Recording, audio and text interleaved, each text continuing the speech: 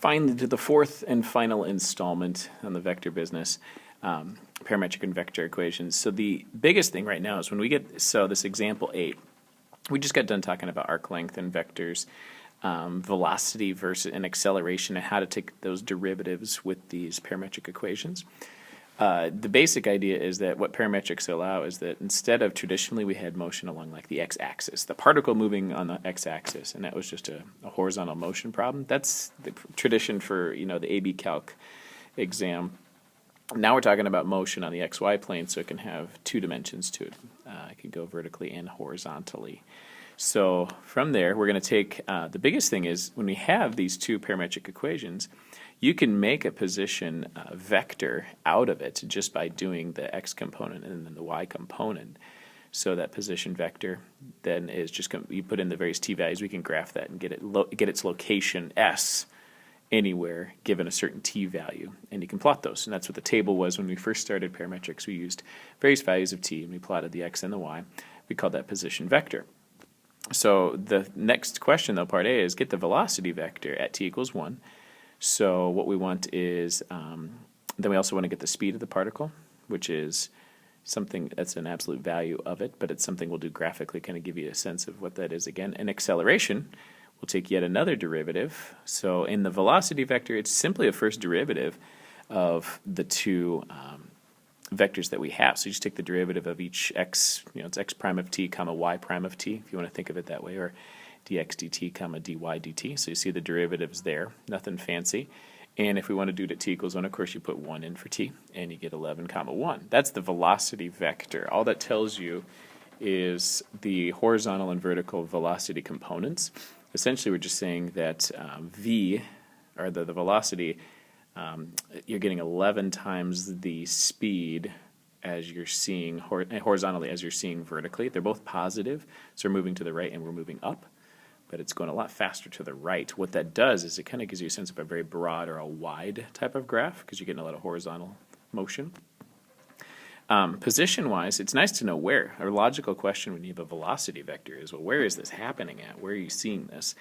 So putting t equals 1 into the original position vector, whether it's asked for or not, gives you a sense of where's this velocity occurring. It's at 5, 0 on the graph, so it's on that axis, on the x-axis. And it's moving right 11 times faster than it's moving up, so that's that broad kind of wide look mentally we're thinking of. Now next piece, part B, the speed of the vector at t equals 1. The speed of the vector is the absolute value of that velocity vector. So what you'll do is, this is where the Pythagorean theorem kicks in. The velocity or speed of that is, you're going to take and find out that absolute value. So you're going to do the horizontal component, the vertical component. We're going to take the square root of those and get our speed vector, and it ends up being 11 squared plus 1 squared, 122. The square root of 122 is our speed that we're traveling at that moment. That's magnitude. That's how fast the particle's moving overall. It's speed gun focused on this particular particle would return this value, square root of 122, whatever, 10 point something or 11 point something. So that's our speed piece, the absolute value of velocity, and it's found by taking the square root of your dx dt component squared plus the dy dt component squared, square rooted. That'll get you that speed component. And then velocity is one thing, but then if we want acceleration, so keep in mind, so velocity vector tells you the separate components.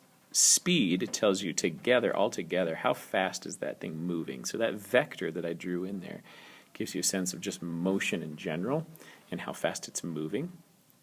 The last piece, acceleration, is then the acceleration vector would just be the derivative of whatever your velocity vector was. So you'll see the derivative of the velocity vector terms. So it's basically the second derivative of x and t x and y respectively. Then of course you want to simplify that, but put t equals 1 in there and you can get your acceleration.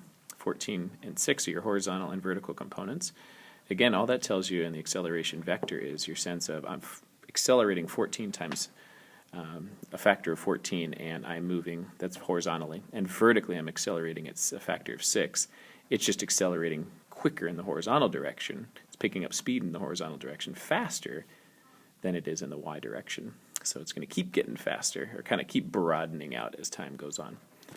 All right, so just to broaden this question a little bit, what would so we've got the idea of I can get the speed at a location, I can check out the velocity vector, which would be the horizontal and vertical velocity components.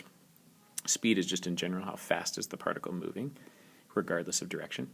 Acceleration is just the derivative of velocity vector. And then we can put in t values and find out various velocities and acceleration at any particular t along the way. Well, at this particular t equals 1, what would the slope of the tangent be at that point? That's a different question. Should have put it in here. But that would be dy dx, the slope of the tangent line. And we find that by doing dy dt over dx dt. Then I have those already, dy dt and dx dt, 1 and 11, so it would be 1/11. And that's our slope of the tangent line. Yet another concept or idea to enrich the description of what's going on at t equals 1. So that's the idea. You get a pretty nice picture of what's taking place when you talk about parametrics. They're very descriptive. All right, example 9.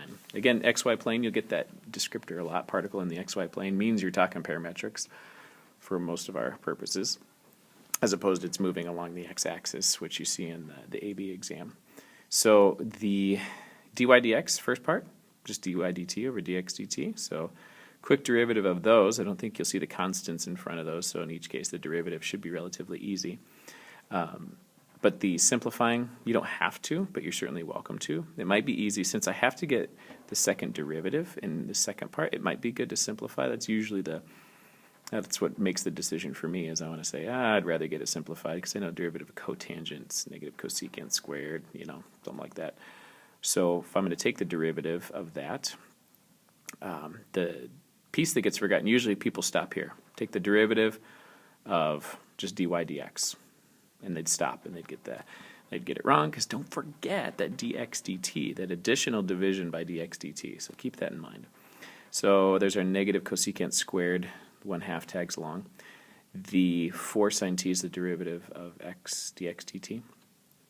You'll see that they're simplifying, of course, not necessary, but depending on how simple you want to get. Here's an example: 1/8 cosine cubed of t. If I, 1 over cosine, or 1 over sine is cosecant, so 1 over sine squared divided by another sine, I'm getting that 1 over sine cubed. That's where the cosecant cubed comes from. And 1/2 divided by 4 is also 1/8.